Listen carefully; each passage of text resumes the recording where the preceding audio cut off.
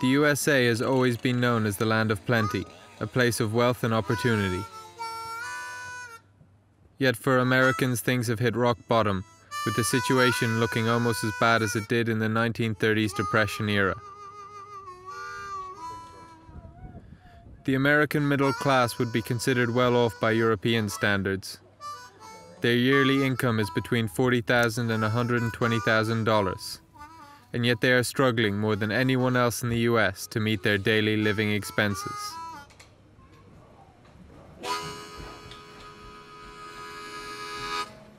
Family incomes have taken a huge hit over the last 3 years. So this has been a really rough, 11 years for the typical family in this country.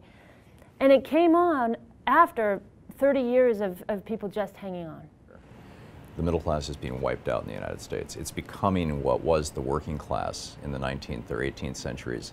Basically people who, as long as they are working, can stay alive. But when they stop working, they have no wealth, they have no assets. We don't really have a rainy day fund. We don't have a lot of savings. I always prioritize, okay, these are the bills that we have to pay, and these are the bills that if we get the money, we can pay them. We had to borrow money for our daughter's education. We're scrambling around our son's education. We've struggled. I mean, we've gone from having money in the bank, having savings, to living paycheck to paycheck and basically trying to make ends meet, and sometimes they don't meet. With over 1 million inhabitants, Boston is one of the largest cities in the United States. But the middle class are being forced out. Property prices here are far too high for the average American family.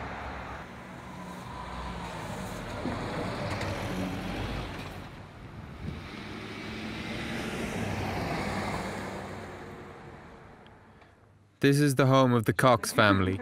Husband Jonas works for a software company. His wife is in publishing.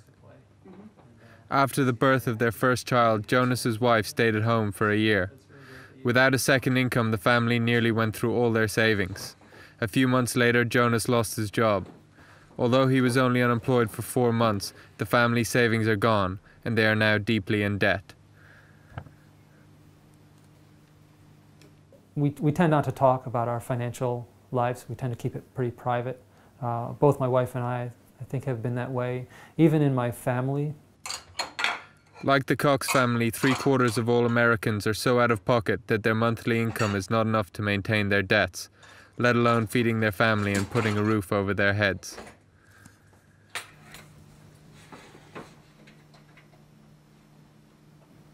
My wife and I earn about $120,000 a year. I don't think I spend money frivolously. I'm getting down to really the daily routine. I make lunch for myself every day. I never buy lunches. We very rarely go to restaurants to eat out. I go a long time without buying clothes, maybe more so than I would like to. The middle class is defined as people who have a set of aspirations. Those aspirations being, I want to own my own house, I want to live in a safe neighborhood with good schools, I want to be able to put away a little bit of money for taking a modest vacation every year, I want to have health insurance, I want to be able to save a little for retirement, I want to be able to send my kids to college.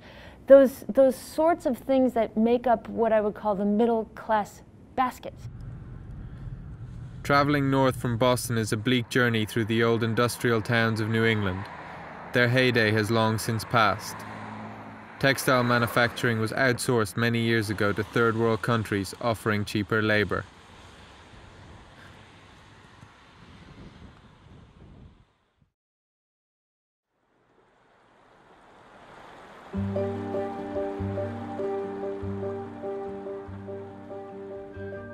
Vermont, near the Canadian border, has always been a popular tourist spot.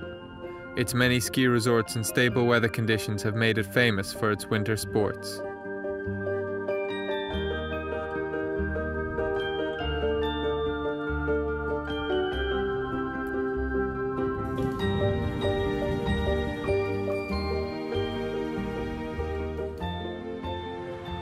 Yet on a day like today, a clear day with plenty of snow, the slopes are almost empty.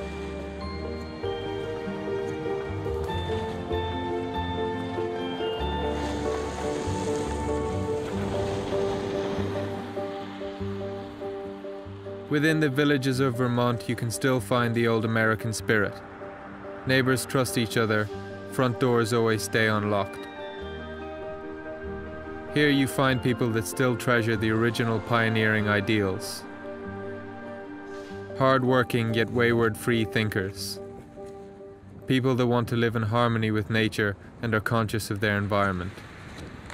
6 years ago, George Schenk and his wife went into the forest and cut down some trees from which they built this log cabin and made it their home. Even for frugal people like the Schenks, times have been better. I got some greens and a bunch of basil, and I got a chicken from Hadley. There are no promises about the future. You can plan and hope for the kind of economic future you dream of, but that may not happen. The Schenks have been producing American flatbread for over 30 years. Of a classic artisanal bread. This is our homemade organic tomato sauce. The couple own a restaurant. They have franchises in other American towns and also own a range of frozen food. Vermont mozzarella cheese. They also deliver their flatbread to schools and prisons. They were doing well and were hoping to retire soon, but along came the credit crunch and crunched their retirement plans with it. I'm feeling a little squeezed. I feel that I'm getting to the age where when I grew up, my parents were retiring when they were, let's not talk about that age, but they were retiring in their 60s, and from where I'm sitting, I don't see the end of my work. The couple had to use their pension funds in order to send their children to university. It is a tough decision to make between the children's education and retirement funds, yet it is one that many average American families simply have to make these days. But George doesn't want to complain, and the last thing he wants is pity. He maintains that even when times are tough, you still have to focus on the positive effects. One of the things that's been fascinating about the recession, which we seem to be coming out of, is that it created a pause for a lot of people to reevaluate. Are they doing the things that really matter in their lives? Do they really need or want the things that they thought were so important? One of the things I think that as a takeaway here is that you can feel richer if you want less. When Reagan came into office, we were the world's largest creditor. We loaned money to other people. We were the largest exporter, manufacturer, and exporter of finished goods in the world that the world had ever seen. We made things. We were the largest importer of raw materials. So we brought in iron ore, we made it into television sets and computers, and we exported it for credit. And the very definition of a first world country. 30 years later, all of those numbers are absolutely upside down. We are now the world's largest debtor in the history of the planet. We are the world's largest importer of manufactured goods and exporter of raw materials. A lot has changed since the 1960s, when the wife stayed at home to bring up the children whilst her husband went out to work. Today, both husband and wife have to bring in an income, and even that is sometimes not enough to make ends meet. The idea that people spend much more now than before is a myth. The costs of living, education, and healthcare have risen exorbitantly, yet wages haven't increased at the same pace. So what has changed in the past 2 generations to make this the case?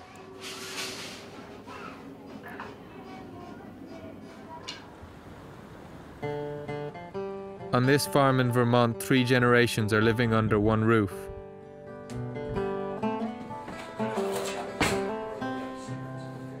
For the people in Vermont, Washington and its politics are very far away. The political opinions of the Lincoln family are very diverse. The experience of life on their farm has been very different for each generation. This, and my brother did that, and my brother had trouble, and my brother doesn't eat vegetables, and I do. I think it was much easier for my parents to make a, I don't know if you'd call it a profit, I would call it pay the bills. And we were in a situation, so the farm and my mother worked out, but my parents put all 5 of us kids through college. I don't know if a farmer with 5 children today could put them through college. when I think about Grandma and Gramp, I mean, how many times did Gramp leave the farm? Never. He never left. I mean, I was All he did was work. in 7th or 8th grade, and Gramp left the farm for 4 days, and we went to Washington, D.C. One of the most horrible situations. Farmers across Vermont are suffering from financial pressures. He had 85 cows to milk. And right now, there are people who are under extreme stress. I mean, you can't believe hundreds of thousands of dollars in millions of dollars in debt and hundreds of thousands of dollars going behind. Yet the Lincoln family don't want any help from the government. If I'm a good person in business, it's my responsibility to create an environment that I don't need to be subsidized. I think the true Vermonters, the true old-time Vermonters, and we've got two coming here, they don't need a safety net. They can adapt to the environment they're living in, and they create an environment that's economically sustainable to them. It's always been show you how to do it and take. This farm would not survive both of us working on it. I think I have to work outside the house, and I think that's for health insurance for all of us. When we got engaged, that this ring was a good investment because it paid back. The health insurance that I saved paid for the ring in less than 1 year. So. Yeah. Although farmers are struggling, this family business is surviving, for now. The Lincolns have come up with other sources of income. These days they are undertaking forestry operations for other businesses.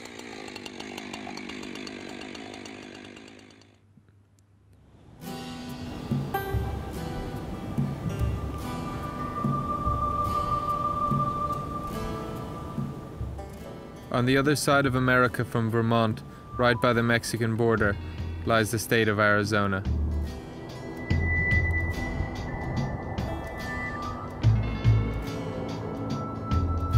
An average American city, it has many fast food chains along the outskirts. All are suffering from lack of customers.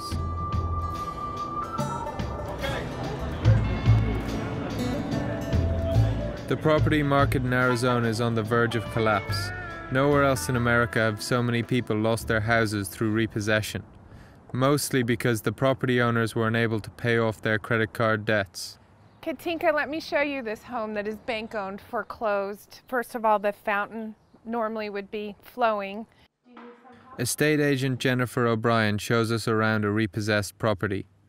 Superficially, the house seems to be in good order, but the previous owner dismantled everything she believed she could turn into cash.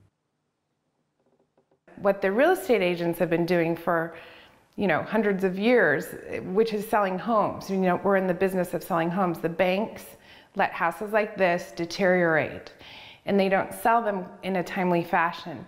And they continue to deteriorate. They like to be lived in. They like their toilets flushed, the water to be run, the landscaping to be maintained. None of this is being done. They're managing these things that are assets, the banks are, but they're not, they see them as numbers, not as homes, not as the American dream. Jerry Abreu lows the daily walk to the letterbox. He knows there will only be new invoices, which he is unable to pay. The businessman has lost $800,000 in the stock market, and as a consequence his house. The investment of a lifetime, all gone. They won't offer us. It's frustrating. I guess, part of you feels like you failed, You feel like you've dropped the ball, so to speak, especially in my 40s. I'm in my 40s now, and I was kind of hoping to have a pretty good nest egg set aside for my kids to go to college and for us to kind of, look towards a retirement.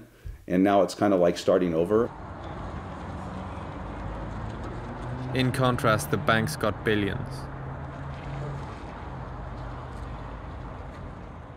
It's not fair that the banks should get these guaranteed loans back because they were backed by foreign investors, because they were backed by people that are wealthy, and these real estate investment trusts that they should be the ones to be okay and safe. Yet I'm losing my home, I'm losing my business, I'm losing my job. you know, and here they are worried about whether or not these big publicly held companies are going to fail. Like so many of the white middle class, Jerry believes that Washington no longer represents the people's interests. He is increasingly inclined to sympathize with the conservative Tea Party, as much as he dislikes their extremism and racist views. The ideas of the Tea Party appeal to a growing part of the discontented middle class, who are longing to bring back the good times. They know intuitively that something's wrong. And I think the Tea Party movement, they know they are poorer than they should be. They know that they are at risk. They know that they and all their friends are 6 months away from disaster if they lose their jobs. I mean, genuine disaster. The sun windows. Yeah, the solar windows that would keep the room warm, planted yet. This was the house Jerry and his wife Kimya used to own. It is not easy for them to go back. It was the place where they wanted to bring up their children and grow old together. Once a family home, everything is now owned by the bank.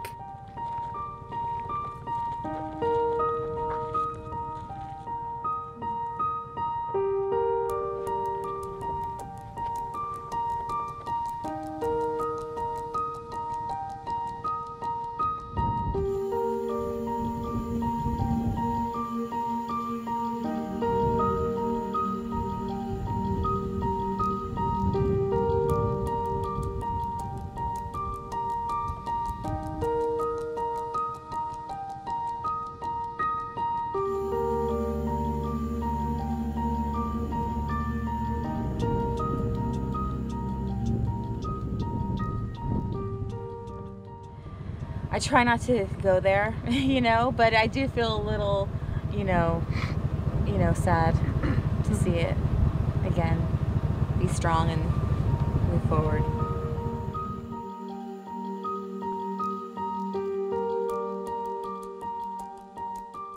I didn't blink an eye about having a $500,000 loan on a house, because that's what the typical cost of a home was back then. And now when I think about it, it's like, that's $500,000. That's a lot of money that I'm promising and committing to paying over 30 years. And, you know, when my parents bought their first house, I think it was $18,000, you know, and and how did it go from $18,000 in 1970s to $500,000, you know, 30 years later? It just doesn't make sense.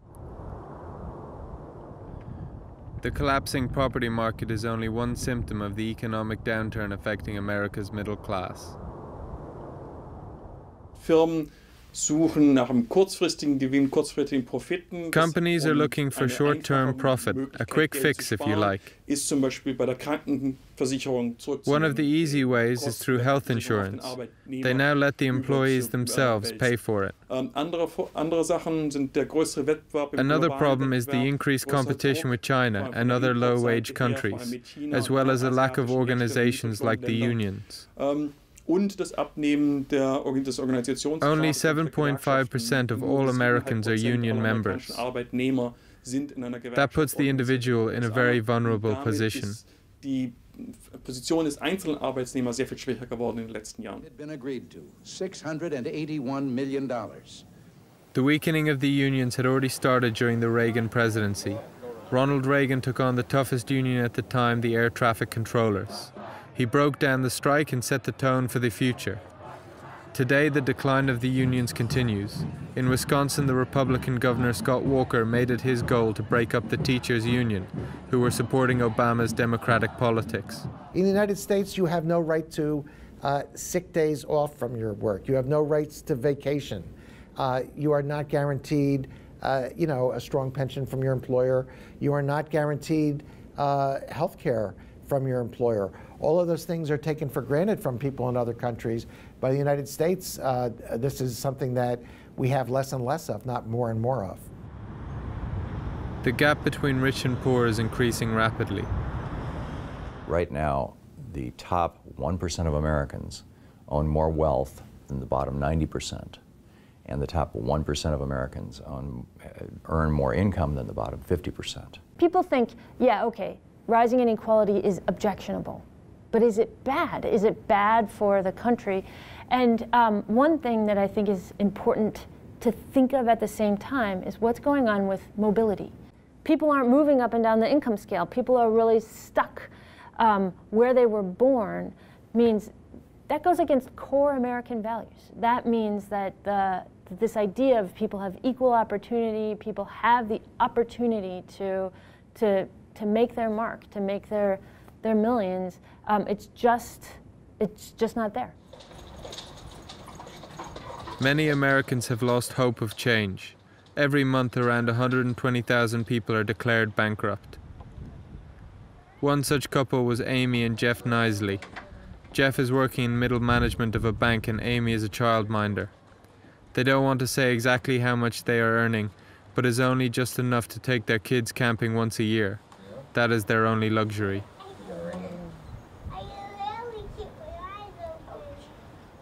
Bankruptcy was really our only option that we felt we could go with from the research we had done, the people we had talked to. So we didn't want to do that, and that was scary as well.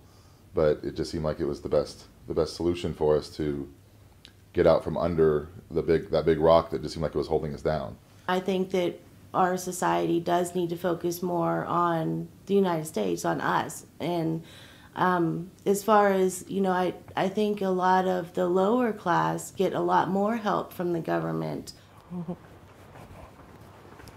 Since their insolvency, Amy spends hours every day looking for bargains in every available newspaper. Shopping has become a complicated and time-consuming undertaking. It is part of Jeff's and Amy's daily struggle to keep their heads above water. What would make me sleep better is where you're not taking from one thing to pay the other, where you can just actually sit down and pay your bills and pay them and then still have money to get through the rest of the week with groceries and gas and stuff like that you would need. I would be so happy just to have a typical week where I could sit down and write out the bills and then go, oh, you know what? We have money to get groceries this week.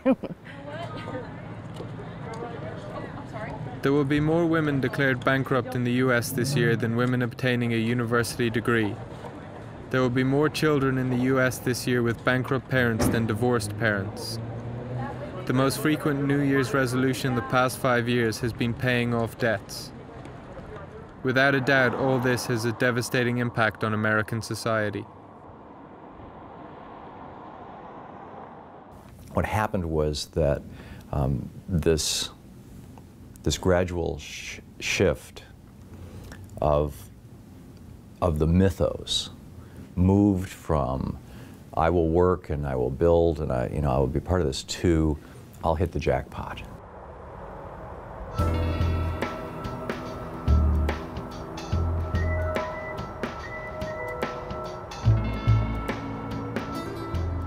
Despite all this, a belief in the American dream still survives within some.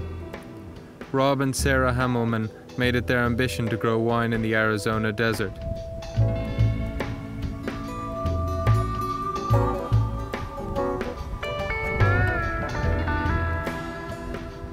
The bank refused to give them a loan for this new enterprise, but they managed to get enough money together to buy this vineyard with the help of family and friends. Oh, Maddie, you don't want this. This is oats. We have what it takes here for this to become a great vineyard. We have the high elevation, warm days, cool nights in the summer, great free draining sandy loam soil. It's a great spot for a vineyard. After they had finished university, Jeff and Amy worked in vineyards all over the world. This year will be the first season on their own vineyard. I think it has been hard for people our age, but then kind of gives you something to work harder for. But is hard work really enough to fulfill your American dream these days? What are Sarah and Jeff hoping for?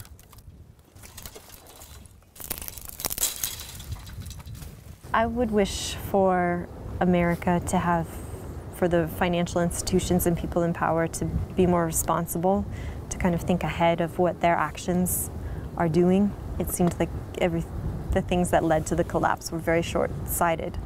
People weren't looking towards the consequences of their actions. Yeah, and just more financial opportunities, the banks to loosen up a little bit for people who have dreams, who want to make it happen. Anthony Lascaris is more skeptical. 20 years ago he emigrated from Greece. He is the manager of a bicycle shop with 9 employees. In his opinion, the decline of the middle class is unstoppable.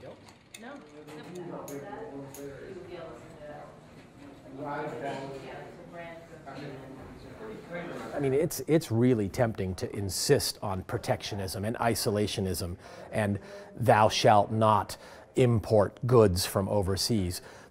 But that doesn't really work. Everybody knows that. But man, is it tempting when we hear of the inequities and inequalities of workforces. It's very tempting to say, why do we permit our companies to import from countries that don't maintain the same labor controls and protections that we do at great expense? Even though globalized trade is highly criticized by many Americans, the USA is still outsourcing much of their manufacturing. We have no longer the right to expect to live a better life than our parents, and by extension, then everyone in the rest of the world. It's just not possible for the concentration of wealth to remain in one small society. I see it as an inevitable consequence of globalization, that our standard of living must necessarily drop slightly in order for the rest of the world to rise. How will the struggle of the American middle class affect the nation's status in the world? The signs are everywhere that this is a country in crisis. We focus and tend to focus so much on the more extreme left and right views, and they seem to take the spotlight all the time. And I think it's time that, Americans, the middle class, the Americans that represent this country the most, have a voice heard in this country that, hey, it's time for us to really start focusing on getting back to what made this country great, building, manufacturing, creating, inventing. That's what this country was built on, and we need to get back to that, I think.